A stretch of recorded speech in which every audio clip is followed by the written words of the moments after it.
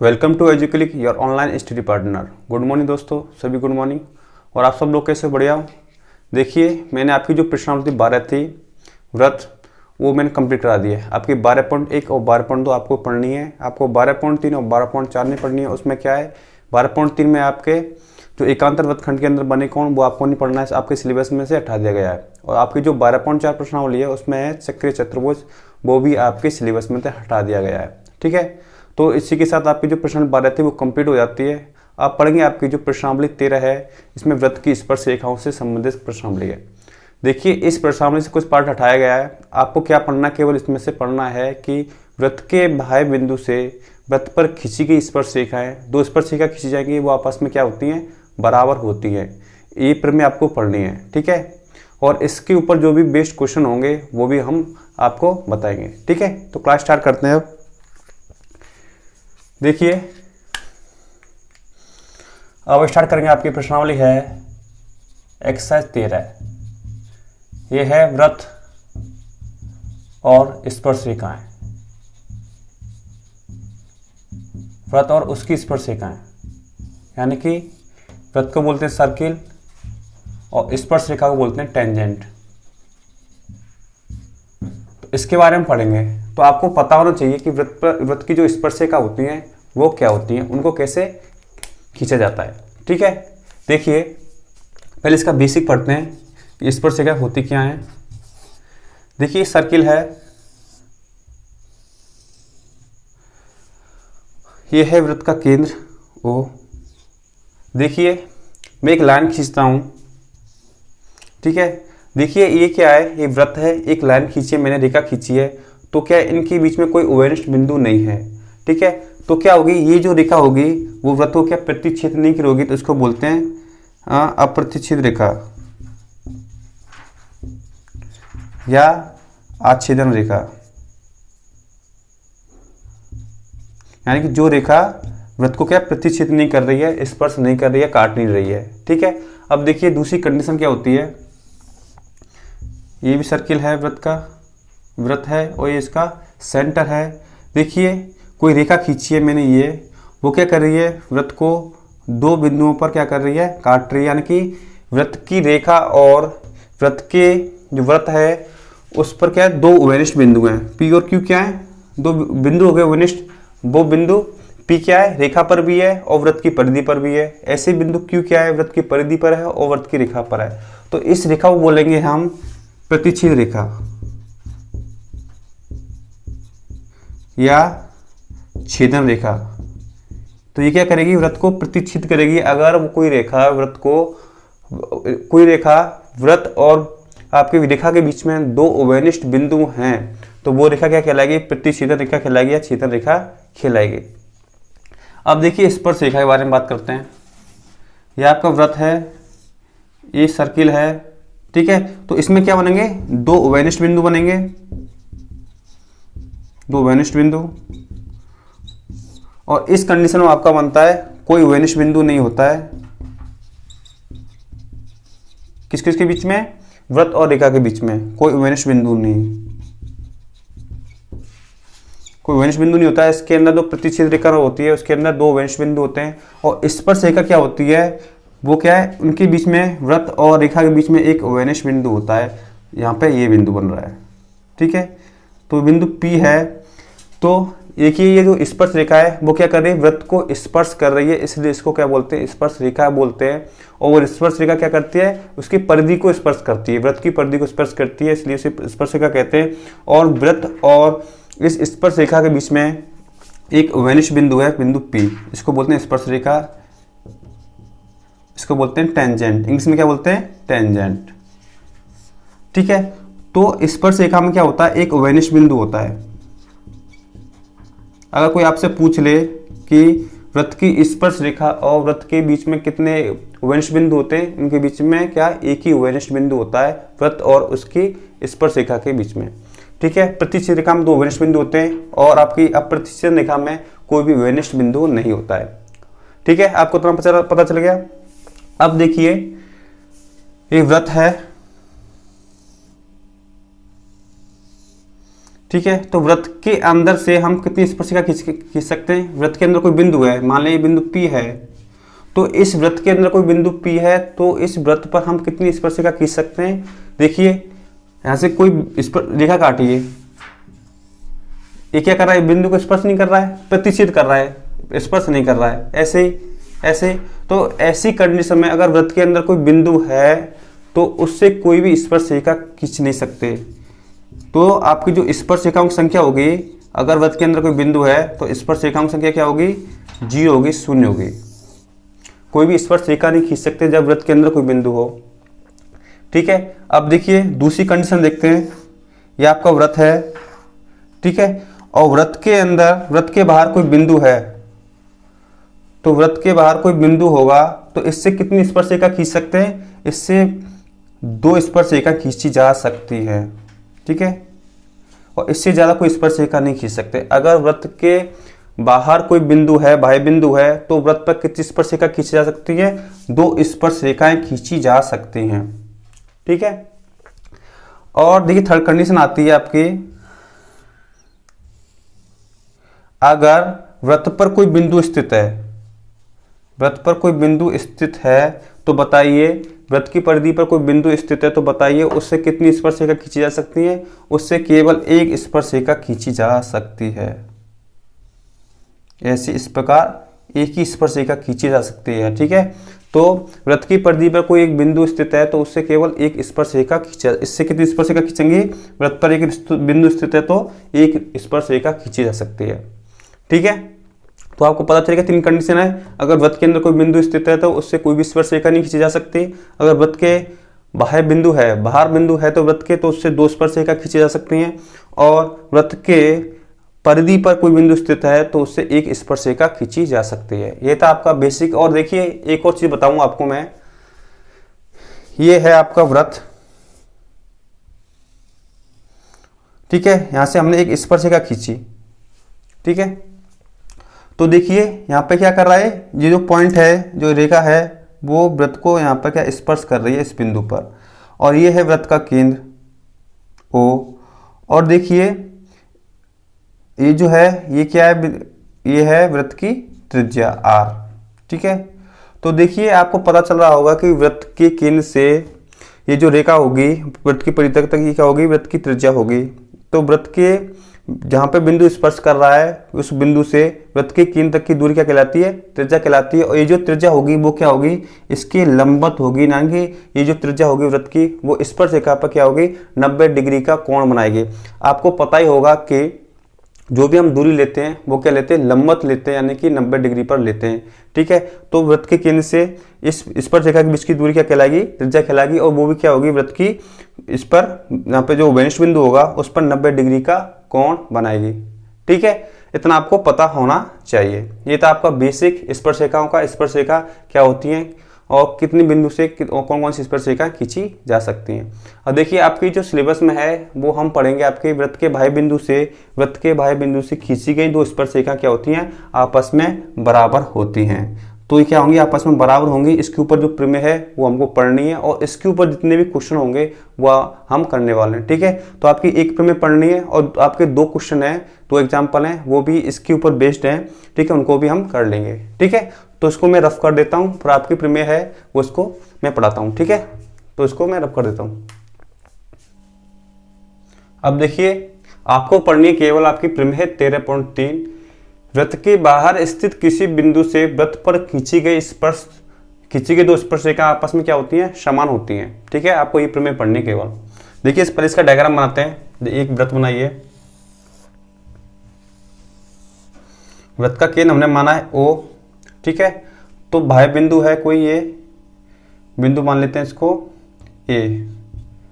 तो इस पर स्पर्श रेखा खींचिए, इससे एक होगी आपकी AP और एक स्पर्श रेखा हो जाएगी आपकी AQ। ये इस यहाँ पर प्रतिष्ठित करती हैं P और Q पर। ठीक है, तो AP और AQ क्या हो गई? आपकी 2 स्पर्श रेखा हो गई। किसी 2 बाह्य बिंदु से केवल 2 स्पर्श रेखाएं खींची जा सकती हैं मैक्सिमम। ठीक है, तो हमें सिद्ध करना है कि AP बराबर क्या होगा? AQ होगा। देखिए हमें क्या दिया हुआ है? हमें दिया है वृत्त का केंद्र ओ है तथा वृत्त के वाय बिंदु से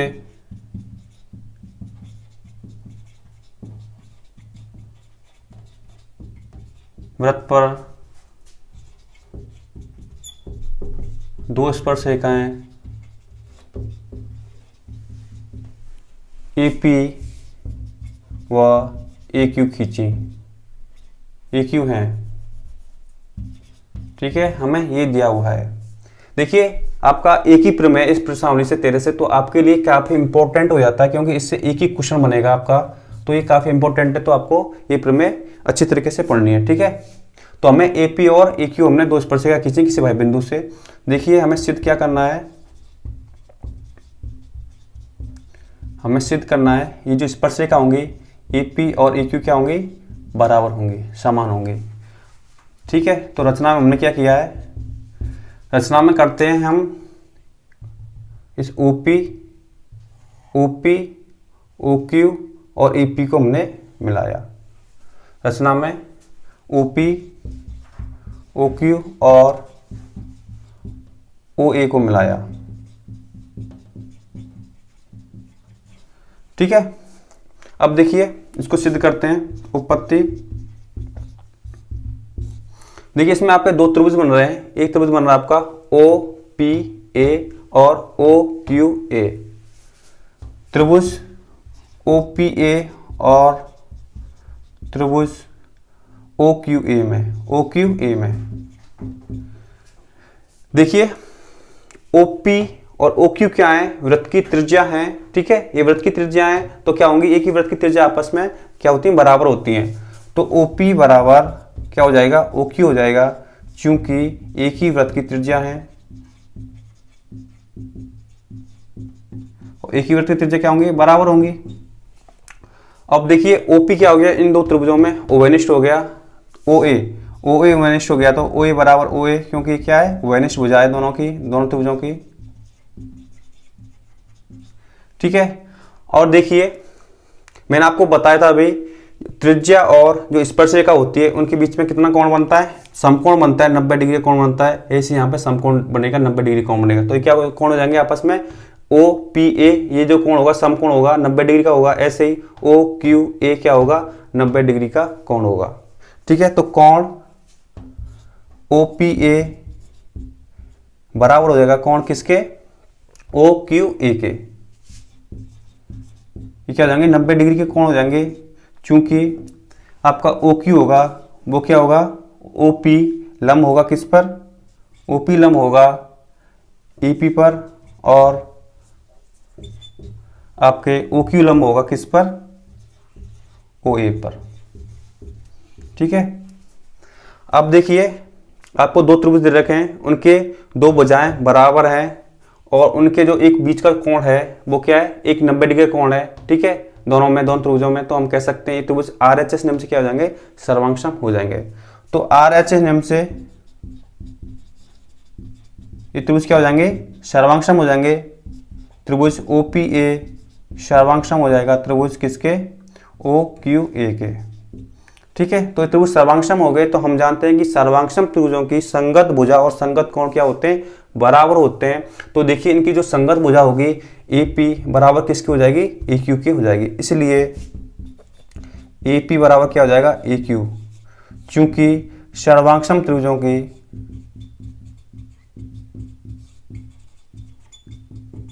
संगत भुजाएं बराबर होती हैं। ठीक है, सर्वांगसम त्रिभुजों संगत भुजाएं बराबर हो जाएंगे तो AP बराबर क्या हो जाएगा, AQ हो जाएगा। और ये हमें सिद्ध करना था, इति सिद्धम। ठीक है, तो सिंपल सा क्वेश्चन था। आपको ये दो त्रिभुज हैं, एक ये त्रिभुज और एक त्रिभुज क्या करने थे, सर्वांगसम करने थे। ठीक है, तो इसलिए तो आपकी जो स्पर्शरेखा है AP और AQ क्या हो जाएंगे, बराबर हो जाएंगे। ठीक है, देखिए हमने दो त्रिभुज लिए OP और OQ में, OP बराबर OQ, क्योंकि एक ही वृत्त की त्रिज्या हो गई, बराबर हो गई। OA क्या हो गई, इनकी ओवेनिष्ठ भुजा होगी दोनों की, ये भी बराबर हो गई।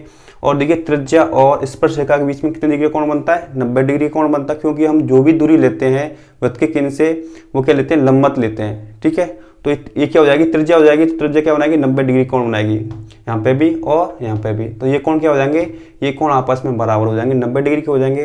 तो देखिए दो उनके संग एक कर्ण, ये कर्ण होगा इनका कौन सा, ओ ए कर्ण हो गया। तो वो भी क्या हो गया है, RHS नियम से क्या हो जाएगा, आर क्या होता है, समकोण होता है यानी कि राइट एंगल होता है, एक कोण 90 डिग्री का हो गया।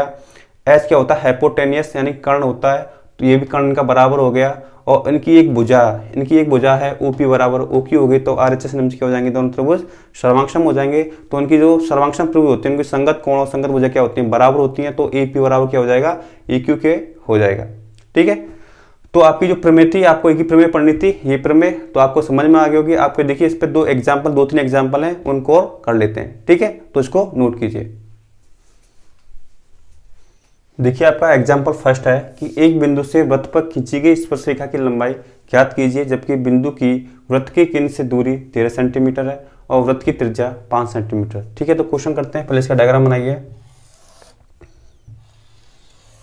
ये आपका वृत्त है, वृत्त का केंद्र है, एक बिंदु है यहाँ पर।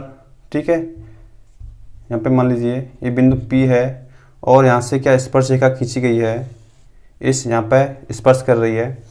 और देखिए ये हो गई वृत्त की त्रिज्या और ये हो गई इसकी दूरी। वृत्त के बिंदु से देखिए यहाँ पे दे रखा है 13 सेंटीमीटर क्या दे रखा है, जबकि बिंदु की वृत्त के केंद्र O से जो यहाँ से स्पर्शिका खींची गई है उसकी दूरी है 13 सेंटीमीटर। ये 13 सेंटीमीटर है। वृत्त की त्रिज्या दे रखी है हमें 5 सेंटीमीटर। तो हमें याद करनी है स्पर्शरेखा की लंबाई, यानी कि हमें ये जो है यहाँ पे OM, इस जो PM है उसकी हमें दूरी ज्ञात करनी है। ठीक है, तो देखिए मैंने आपको बताया था वृत्त की त्रिज्या और स्पर्शरेखा के बीच में 90 डिग्री का कोण बनता है। तो केवल क्या लगाना, आपको एक त्रिभुज बनेगा आपका OMP समकोण त्रिभुज बनेगा। आपको केवल क्या लगानी है, इसमें पाइथागोरस में लगानी है। समकोण त्रिभुज OMP में पाइथागोरस में से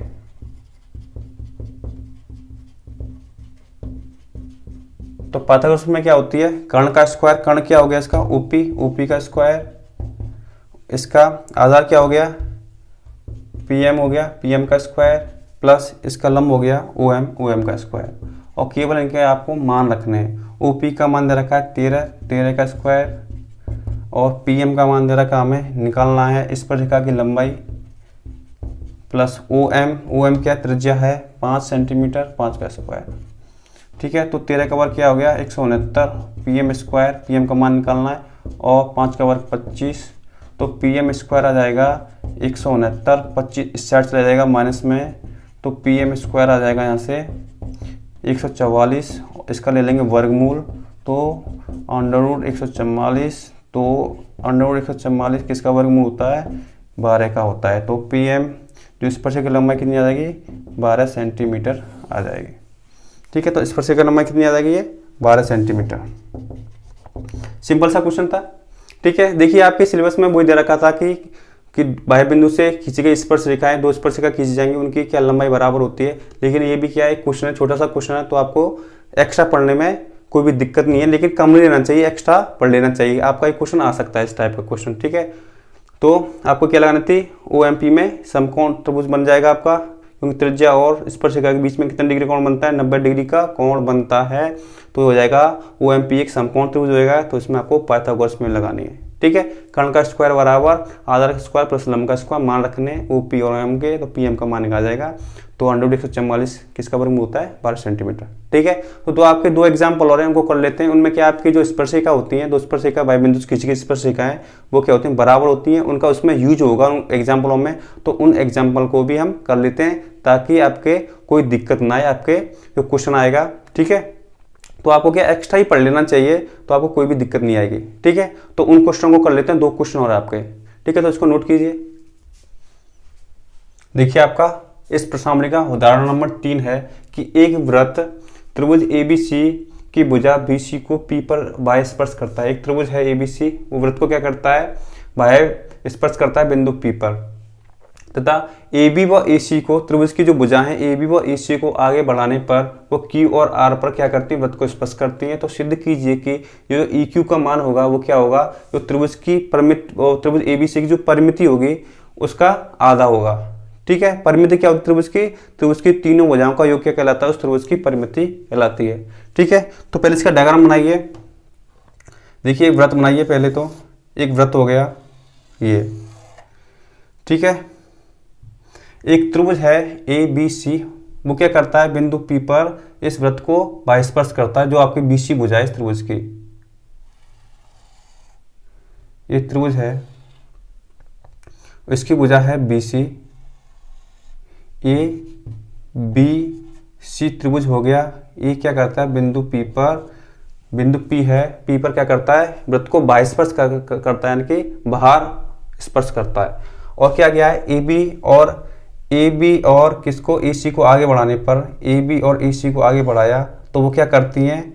इस बिंदु किस पर करती है? Q और R पर स्पर्श करती है। Q और AC को आगे बढ़ाया है हमने, तो क्या करती है? इस Q और R पर स्पर्श करती हैं। ठीक है, तो ना आपका समझ में आ गया होगा डायग्राम से। देखिए एक त्रिभुज ABC है, उसकी जो भुजा BC है वो वृत्त को बाह्यस्पर्श करती है बिंदु P पर, और AB और AC को आगे बढ़ाने पर ये वृत्त को Q और R पर क्या करती है? स्पर्श करती हैं। तो हमें क्या याद करना है? जो AQ होगा, AQ होगा वो क्या होगा? त्रिभुज ABC की परिमिति होगी, यानी कि AB plus AC plus BC का क्या होगा? आधा होगा। ठीक है, क्वेश्चन करते हैं। तो हमें दिया है त्रिभुज ABC की भुजा BC वृत्त को P पर और AB व AC को आगे बढ़ाने पर वृत्त को Q व R पर स्पर्श करती हैं। ठीक है, इतना हमें दिया हुआ है। और देखिए हमें सिद्ध क्या करना है? हमें सिद्ध करना है ये जो AQ होगा, जो स्पर्शिका है AQ, इसकी जो लंबाई होगी वो क्या होगी? तो त्रिभुज ABC की जो परिमिति है उसका आधा। परिमिति क्या होती है त्रिभुज की? यानी कि इनकी तीनों भुजाओं का योग त्रिभुज की AB plus BC plus AC का आधा। ठीक है, तो इसको करते हैं क्वेश्चन को उत्पत्ति। देखिए ये जो स्पर्शिका है AQ, ये बाह्य बिंदु है A, ये AQ हो गई, वृत्त को Q पर स्पर्श कर रही है। एक AQ स्पर्शिका हो गई और एक AR स्पर्शिका हो गई, ये बिंदु R पर स्पर्श कर रही है। तो AQ बराबर AR हो जाएगी, क्योंकि वृत्त के बाह्य बिंदु से खींची गई स्पर्शिका क्या होती हैं? बराबर होती हैं। मैंने आपको प्रमेय 13.3 पढ़ाई थी अभी। देखिए AQ बराबर क्या हो जाएगा? AQ बराबर किसके हो जाएगी? AQ स्पर्शिका किसके? AR के। और देखिए ऐसे ही ये जो बाह्य बिंदु है ये B, ये बिंदु B हो गया बाह्य बिंदु। यहाँ से स्पर्शिका खींची गई है आपकी एक BQ और आपकी BP। ठीक है, तो देखिए बाह्य बिंदु B से स्पर्शिका BQ और BP दोनों बराबर हो जाएंगे, क्योंकि बाह्य बिंदु से खींची गई स्पर्शिका क्या होती है? समान होती है। इसलिए BQ बराबर किसकी हो जाएगी? BP की हो जाएगी। और देखिए ऐसे बिंदु C है, ये बाह्य बिंदु है, यहाँ से स्पर्शिका खींची गई है दो, एक CP और आपकी CR, ये भी बराबर हो जाएंगे। ऐसे CP बराबर किसकी हो जाएगी? CR। इसका रीजन क्या? आपकी प्रमेय 13.3 से क्या हो जाएंगी? ये स्पर्शिकाएं बराबर हो जाएंगी। 13.3 प्रमेय कहती है किसी बाह्य बिंदु से वृत्त पर खींची गई स्पर्शिका क्या होती हैं? बराबर होती हैं, समान होती हैं। ठीक है, अब देखते हैं। देखिए AQ प्लस AR किया हमने, AQ प्लस AR। देखिए AQ का मान क्या हो जाएगा? AQ जो स्पर्शिका है उसकी लंबाई क्या हो जाएगी? AB प्लस BQ लिख सकता हूँ। AQ को लिखा मैंने AB प्लस BQ। ठीक है, ऐसे ही AR को मैं कैसे लिख सकता हूँ? AR को लिख सकता हूँ AC plus CR, AC plus CR। अब देखिए AQ बराबर AR है, तो मैं क्या लिख सकता हूँ? AR की जगह AQ लिख सकता हूँ। और देखिए AB प्लस BQ को क्या लिख सकता हूँ मैं? BP लिख सकता हूँ। BQ को मैं BP लिख सकता हूँ क्योंकि बराबर है, प्लस ऐसे ही AC देखिए ए सी को एच टी रहने दीजिए plus C R. C R को मैं क्या लिख सकता हूँ, सी आर बराबर क्या है सी पी के, सी आर बराबर सी पी है तो सी पी लिख सकता हूँ, सी आर की जगह सी पी लिख दिया। तो A Q plus A Q क्या हो गया, 2AQ हो गया। अब देखिए A B plus B P plus, सभी प्लस प्लस में है तो बी पी प्लस क्या C P plus A C. तो देखिए 2AQ A B plus B P plus C P, B P plus C P क्या हो जाएगा, बी सी के बराबर हो जाएगा, B C plus A C. तो देखिए ए क्यू बराबर क्या आ जाएगा, यहाँ से ए क्यू बराबर आ जाएगा, इसका आधा हो जाएगा 1/2 इस A B plus B C plus A C का आधा हो गया, क्योंकि 2 इस साइड आ जाएगा, इनके बट्टे में आ जाएगा। ठीक है, तो ए क्यू बराबर क्या आ जाएगा 1/2 इन तीनों का, जो तीनों भुजा है A B A C plus B C का आधा हो गया। तो देखिए ए क्यू बराबर 1/2 A B plus B C plus A C, मैंने आपको बताया था त्रिभुज की तीनों भुजाओं का योग है, तो क्या हो जाएगी त्रिभुज ए बी सी की परिमिति हो जाएगी। ये क्या हो जाएगी त्रिभुज ए बी सी की परिमिति। तो हमें यही सिद्ध करना था कि जो ए क्यू की लंबाई होगी वो क्या होगी, हाफ ऑफ त्रिभुज ए बी सी की परिमिति। तो आपका क्वेश्चन यहाँ पर क्या हो जाता है, इति सिद्धम हो जाता है, सिद्ध हो जाता है। ठीक है, तो आपको समझ में आ गया। देखिए मैंने ये क्वेश्चन आपको यूं कराया था कि आपको दिख रहा है कि इसमें आपके परिमेय 13.3 क्या हो रही है, यूज हो रही है।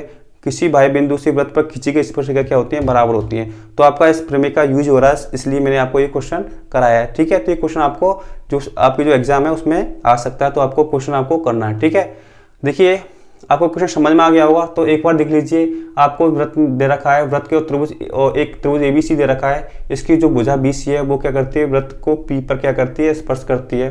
ठीक है, बाह्य स्पर्श करती है बाहर की ओर।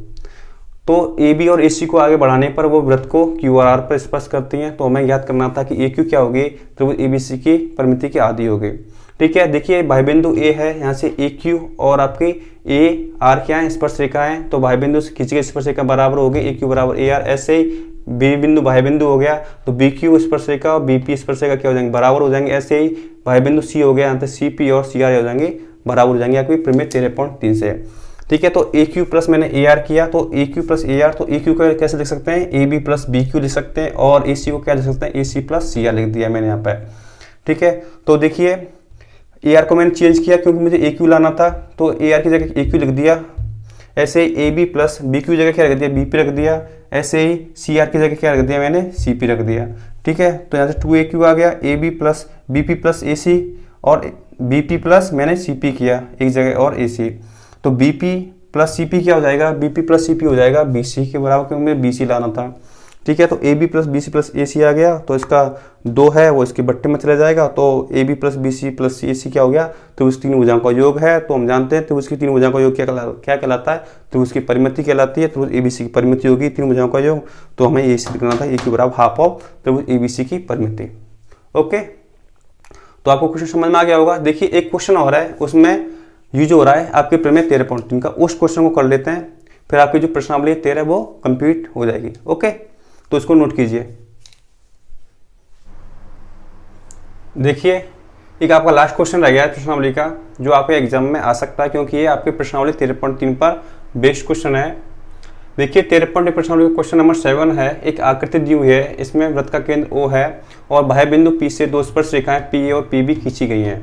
तो A और B पर क्या करती है, स्पर्श करती हैं। तो सिद्ध कीजिए कि OP जो रेखाखंड होगा, OP रेखाखंड AB को क्या करता है, लंब समद्विभाजक करता है। यानी कि इस रेखाखंड OP को क्या करेगा, जो OP रेखाखंड है AB को लंब समद्विभाजक करेगा, यहाँ पे 90 डिग्री कोण भी बनाएगा, और इस भुजा को क्या करेगा, दो बराबर भागों में बांटेगा। यानी कि AP यहाँ पे मान लेते हैं ये AC बराबर BC इसमें बांटेगा OP रेखाखंड, और यहाँ पे 90 डिग्री का कोण भी बनाएगा, कोण इस बिंदु C पर। ठीक है, तो क्वेश्चन करते हैं। तो हमें क्या दिया हुआ है, हमें दिया हुआ है O केंद्र वाले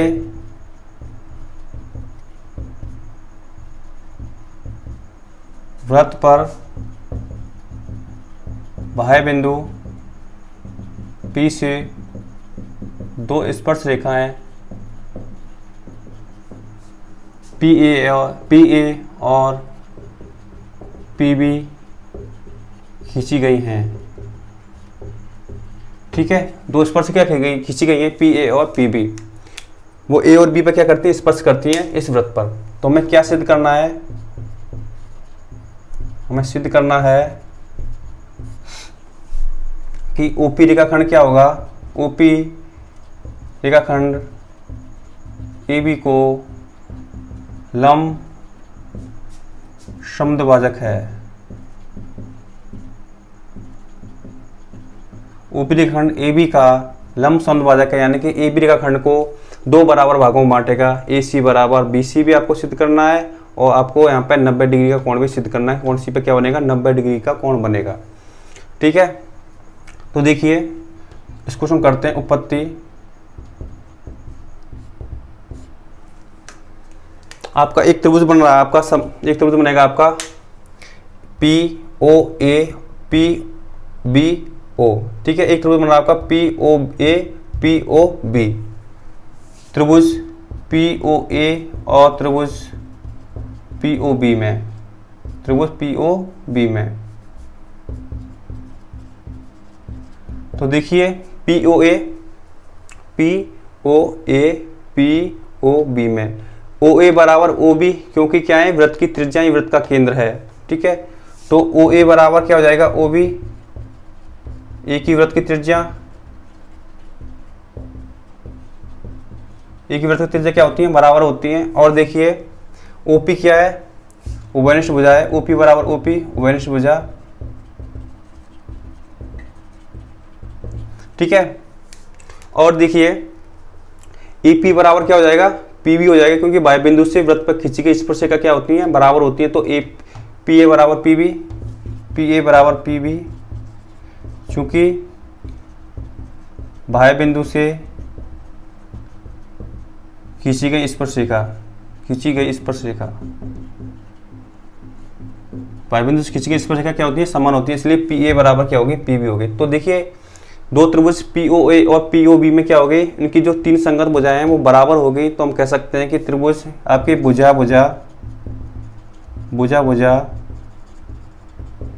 नियम से क्या हो जाएंगे, त्रिभुज सर्वांग हो जाएंगे। त्रिभुज पी ओ ए सर्वांग हो जाएगा त्रिभुज किसके, पी ओ बी के। तो देखिए दो सर्वांग त्रिभुजों की संगत कोण और संगत भुजा क्या होते हैं, बराबर होती हैं। देखिए इस कोण को मानते हैं हम, इसको मान लीजिए कोण एक नाम दे दिया, इस कोण को मान लीजिए कोण दो। तो कोण एक बराबर कोण दो हो जाएंगे इन दो त्रिभुजों के पी ओ ए और पी ओ बी में। तो कोण एक बराबर क्या हो जाएगा, कोण दो के हो जाएगा, क्योंकि सर्वांग त्रिभुजों के संगत कोण क्या होते हैं, बराबर होते हैं, इसलिए कोण एक बराबर कोण दो, इसके माने समीकरण नंबर फर्स्ट। ओके, अब देखिए हम एक त्रिभुज लेते हैं, कौन सा, एक त्रिभुज पी सी ए और पी सी बी में। त्रिभुज अब त्रिभुज पी सी ए और त्रिभुज पी सी बी में, अब इनको सर्वांग करेंगे, क्योंकि हमें ए बी को क्या करना है, दो बराबर भागों में बांटना है। तो पी सी ए में देखिए, पी सी ए में तो पी ए बराबर पी बी तो हो जाएगा, क्योंकि ये क्या है, इन दो त्रिभुजों की पी सी ए और पी सी बी की क्या है, स्पर्श रेखाएं बाह्य बिंदु से स्पर्शिका खींची गई क्या होती हैं, बराबर होती हैं। तो पी ए बराबर पी बी, चूंकि बाह्य बिंदु से खींची गई स्पर्शिका, तो इसमें ये मैंने क्वेश्चन आपको इसलिए कराया क्योंकि इसमें जो आपकी प्रिम है 13.3 यूज हो रही है। तो पी ए बराबर पी बी हो गया इन दो त्रिभुजों में, पी सी और पी सी बी में। और देखिए पी सी क्या हो गया, इनकी उभयनिष्ठ भुजा हो गई दोनों त्रिभुजों की, पी सी बराबर पी सी उभयनिष्ठ भुजा। और आपका कोण एक बराबर कोण दो हो गया आपके समीकरण नंबर फर्स्ट से। कोण एक बराबर कोण दो हमने सिद्ध किया था आपका समीकरण फर्स्ट से, समीकरण नंबर एक से। तो देखिए इन दो त्रिभुजों में उनकी दो संगत भुजा हैं, पी ए बराबर पी बी हो गया, एक उभयनिष्ठ भुजा हो गई, उनके मध्य कोण, उनके बीच का कोण एक बराबर कोण दो भी हो गया। तो हम कह सकते हैं कि ये त्रिभुज क्या हो जाएंगे, सर्वांग हो जाएंगे। किस नियम से, भुजा कोण भुजा एस नियम से क्या हो जाएंगे, सर्वांग हो जाएंगे। इसलिए त्रिभुज आपका पी सी ए सर्वांग हो जाएगा त्रिभुज किसके, पी सी बी के। ठीक है, ये त्रिभुज क्या हो गई, सर्वांगसम हो गए।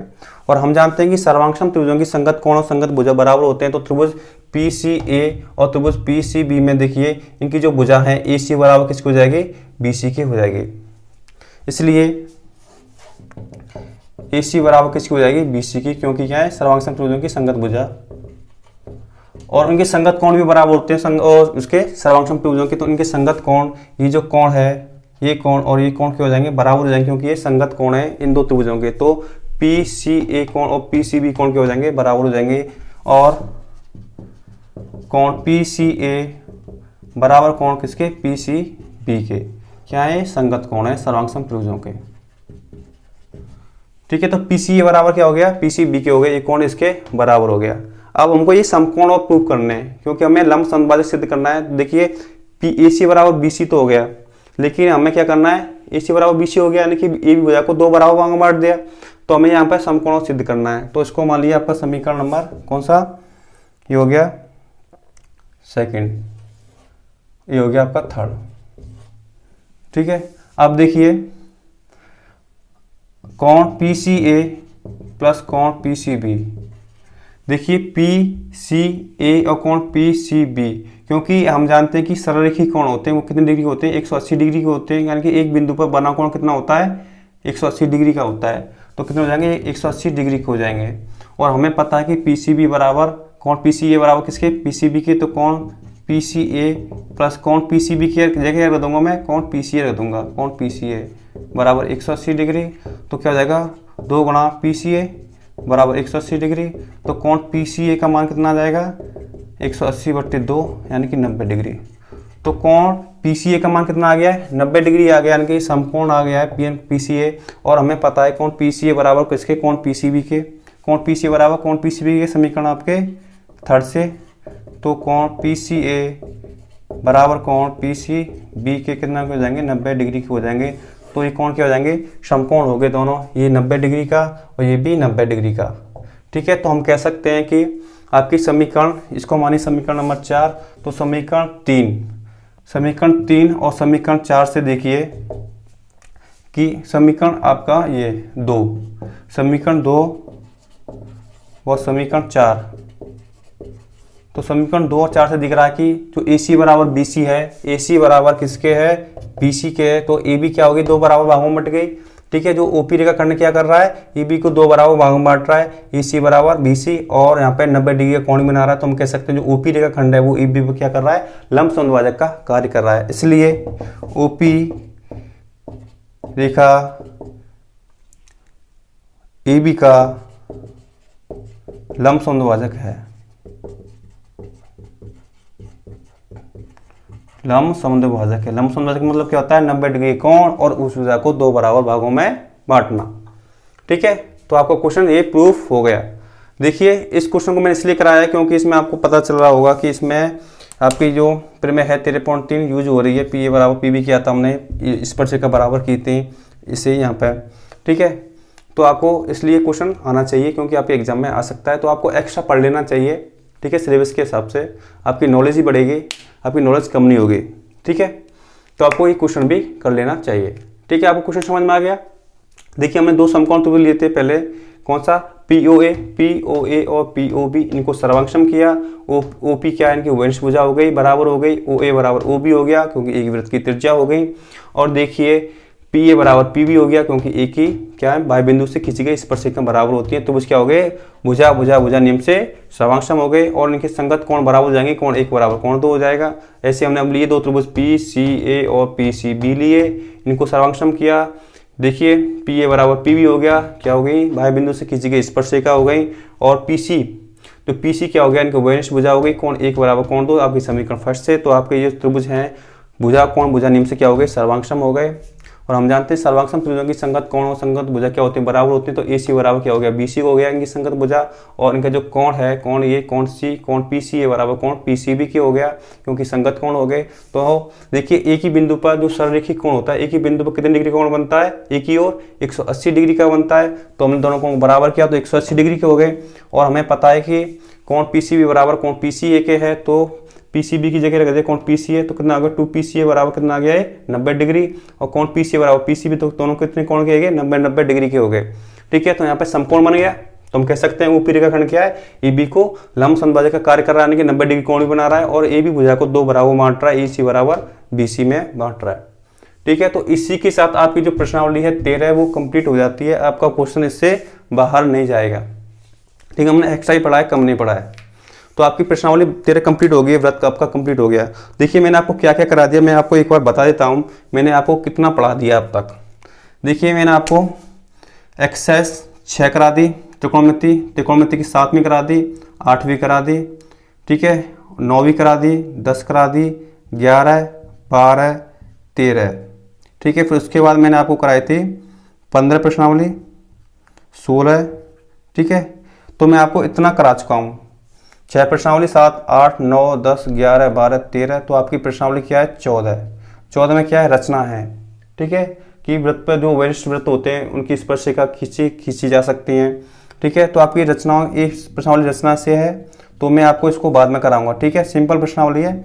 इसमें क्या है, आपके प्रकार वगैरह का यूज होता है, इसकी जो माप होती है फुटा वगैरह वो प्रकार वगैरह कैसे लेते हैं, तो मैं इसको आपको बाद में करा दूंगा, इतना इंपॉर्टेंट नहीं है। फिर आपकी 15 प्रश्नावली करा दी, 16 भी करा दी। तो आपकी कौन सी प्रश्नावली बचती है, एक आपकी वैदिक गणित, ठीक है, 2 बचती है आपकी सिलेबस में 2 हटा दी गई है। आपकी जो क्या है, जो नेचुरल नंबर थे, प्राकृत संख्या थी, वो हटा दी है।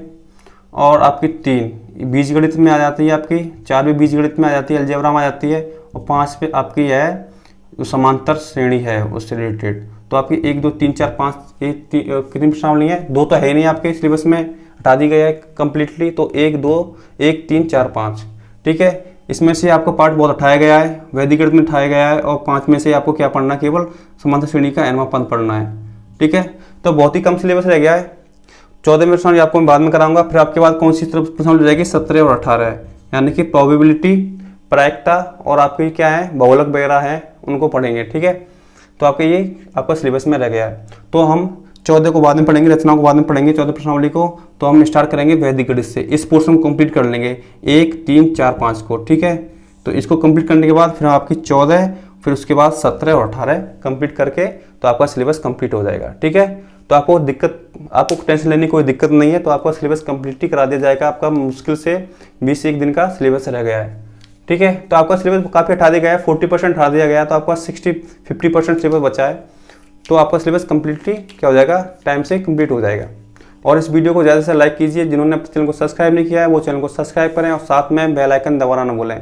जो बच्चे चैनल पर नए आए हैं वो भी क्या करें, चैनल को सब्सक्राइब करें, और वीडियो को ज़्यादा से ज़्यादा शेयर कर दीजिए, ताकि आपके जो फ्रेंड्स हैं जिन तक ये वीडियो नहीं पहुँच पाई है उन तक ये वीडियो पहुँचे, और वो भी इस पढ़ाई को, इस क्लास का क्या कर सकें, यूज कर सकें, वो भी पढ़ाई को कंटिन्यू कर सकें। ठीक है, मिलते हैं कल की नेक्स्ट क्लास में, और नेक्स्ट क्लास में पढ़ाएंगे आपका वैदिक गणित, नया चैप्टर स्टार्ट करेंगे। ठीक है, तो आप सभी अपने जो फ्रेंड्स हैं उनको सभी को बता देना कि नए जो चैप्टर है आपका वैदिक गणित वो स्टार्ट हो रहा है। ठीक है, तो तब तक खुश रहिए, मस्त रहिए, घर पर बैठकर आराम से पढ़ाई को जारी रखिए। मिलते हैं कल की नेक्स्ट क्लास में, तब तक के लिए गुड बाय, टेक केयर।